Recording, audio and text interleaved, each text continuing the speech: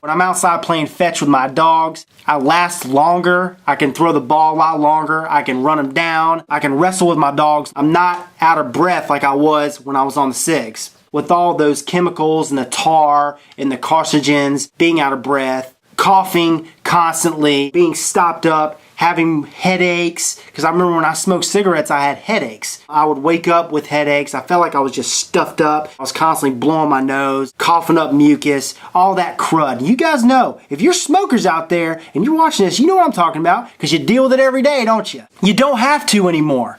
There's this thing called vaping. Today's video is going to be talking about vaping side effects. I'm going to tell you my experiences with vaping, some side effects, my closest friends' journeys with it. I'm going to talk to you guys about that, but I want to let you know I am no doctor, okay? So all these things that I'm telling you, they're just my 2 cents, so go ahead and take them with a grain of salt. These are just my experiences, my closest friends' experiences, family's experiences, and people that I've met, okay? So for all you cigarette smokers out there that want to know the side effects of vaping, I think you better ask yourself, can it get any worse than smoking cigarettes and all those crappy ass chemicals you're ingesting each pull you take? Well, first of all, with vaping, you got PG, VG, flavoring, and nic. Four different components at the most versus 3,000 to 5,000 chemicals. You guys do the math.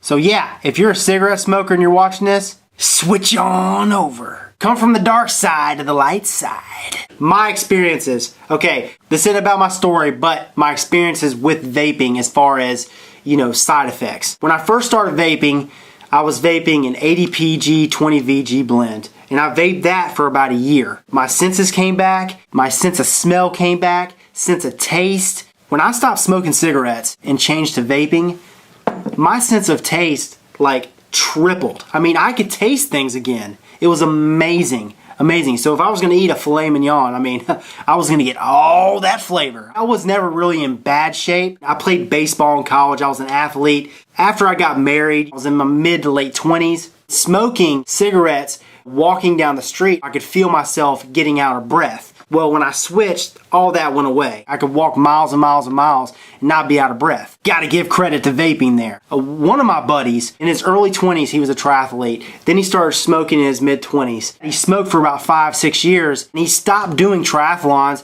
He became really out of shape. He couldn't jog up the street without his chest feeling like it was on fire, without him coughing up mucus, being out of breath. This is a guy that went from being a triathlete to smoking cigarettes, went on the downhill train very fast as far as being unhealthy. He switched to vaping around the time that I switched to vaping, and within 2 months, he could breathe again. He could jog up the street without his chest and his lungs feeling like they were on fire. He wasn't out of breath. He wasn't clogged up. Guess what? Now he's doing triathlons again. He's a 32-year-old man in some of the best shape he's ever been in his life.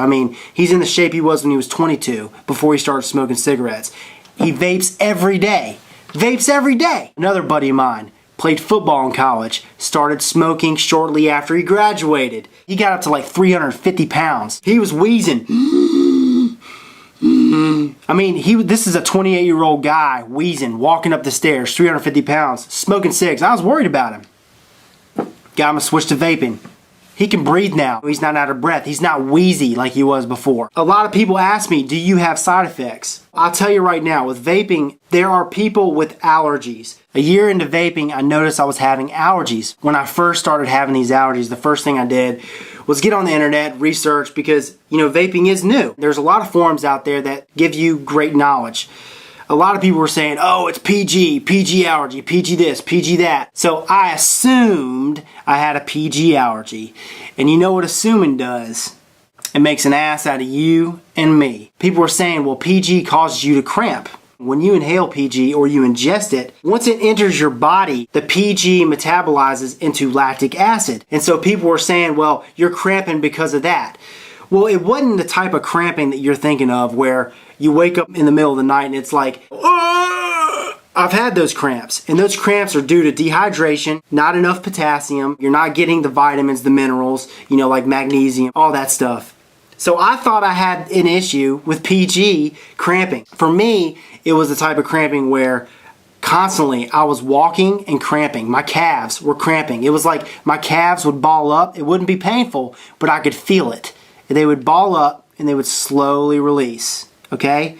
I would walk up the stairs, feel it. I'd walk down the street, feel it. It was just got annoying. It wasn't painful in any way. Well, I thought it was a PG allergy, so I went to VG. It actually started to progressively get worse. So I was like, what the hell? You know, what's going on here? So I went to the doctor, and they took my blood. They checked all my minerals, blood cell count, checking in on heavy metals, all that stuff. They said that they would call me if anything were to arise. Any problems, they would call me and have me come back in. I ended up following up with them because they never called me. When I got a hold of them, you know, the nurse told me everything looked good, blah, blah, blah. Fast track a couple months, having the same issues. Still not vaping PG, 100% VG. It's progressively getting worse. The cramping has moved from my calves up to my hamstrings. While it's still cramping, it's not painful, it's just annoying. I could flex my calf and it could just like stay still and then slowly release. It was like a non-painful Charlie horse. It was the weirdest thing I've ever experienced. It started to get deep into my muscles, and every time I took a hit, it would start to itch. I would get an itch in my muscles. And I was like, what the hell? So I went back to the doctor. I met with a different doctor in the same practice, and he was looking at my charts, and he said, you were here 3 months ago. Did they not tell you? And I said, what? They told me everything was fine. And he was like, he just shook his head. He was like, you've got hypothyroidism. Basically, what hypothyroidism is, your thyroid deals with your metabolism. Hypothyroid means your metabolism has slowed down, which means you're not metabolizing things at an average or a fast rate. You're metabolizing things at a slow rate, and there are many different side effects to having hypothyroidism. So he was saying one of them could be cramping. You know, you're dealing with cramping, you're dealing with muscle aches, you're fatigued. I was fatigued. I had muscle aches. I was cramping. It was like a muscle itch. If you're watching this and you have like a nut allergy, when you eat nuts and you have like, you know, a reaction and itchiness in the ears and throat and the nose, it was like that, but it was like in my leg muscles. I got on thyroid medicine literally within like a month. All those side effects went away. Now, every now and again, I'll have, you know, a little bit of cramping or a little bit of itch, but it goes away, okay? And that thyroid medicine has helped me. And what I figured out, I wasn't allergic to PG. My issue was, and I did a lot of research, when you're inhaling PG, propylene glycol, it metabolizes into lactic acid.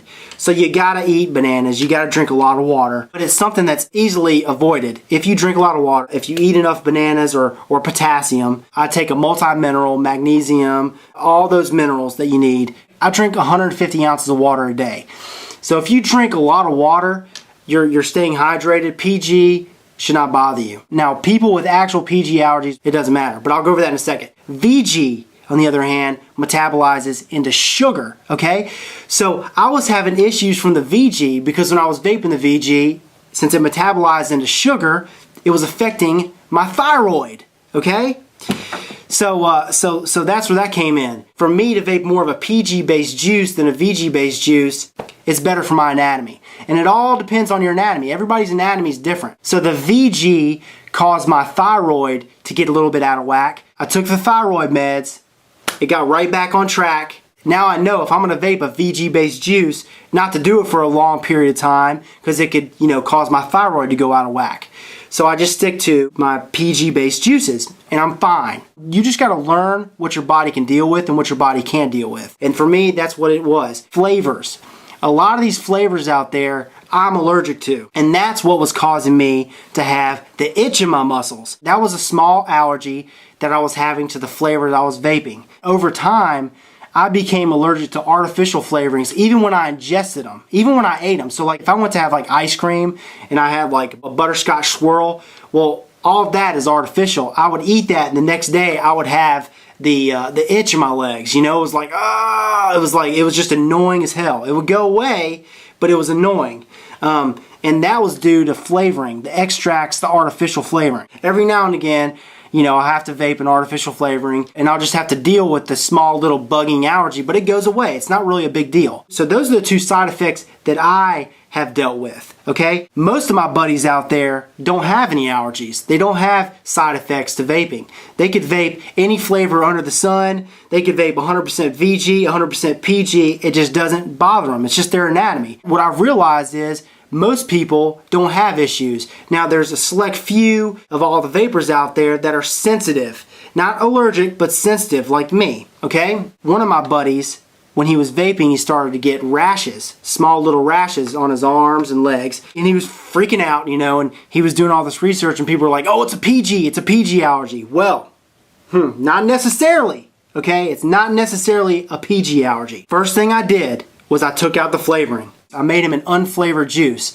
and he was like, oh man, I gotta have my flavoring, and I was like, no, you gotta start with unflavored. It's process of elimination. So we take the flavor out, and we start with just the PG, the VG, and the nicotine. And if you're still having the same issues, it's one of those, PG, VG, or the nicotine. And guess what? Those rashes went away. He had a small allergy to the flavor. It wasn't the PG, it wasn't the VG, it wasn't the nicotine, it was the flavoring. It was a flavoring from the company he was buying his juice from. Now that doesn't mean it's bad. Everybody's anatomy is different, okay? Everybody's is. And like I said, most people don't have these symptoms. Most people can vape, not ever have an issue, okay? That's how the majority of the population is that are vapors. But if you do, remember, process of elimination. So if you're having rashes, you're having some sort of an issue, a spot on your forehead, pull one of the four of those components out one at a time, whether it's the flavoring, the PG, the VG, and vape on those for a few days. And if the symptoms go away,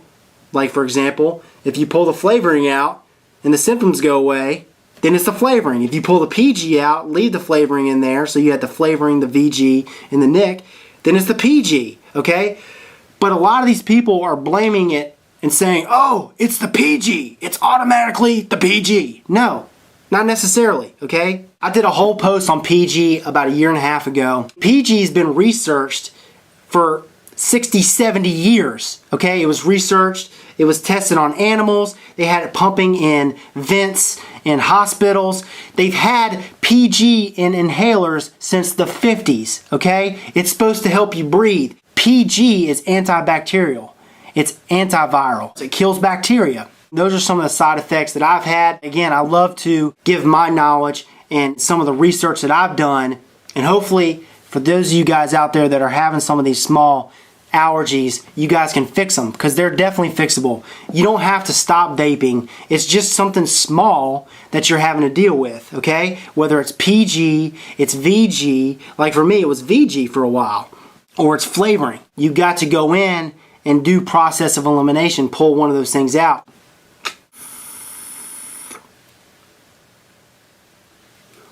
I hope that helps, guys. This is Rip Trippers. Let me know if you have any questions. Feel free to comment below, and remember, smoking is dead, vaping is the future, and the future is now.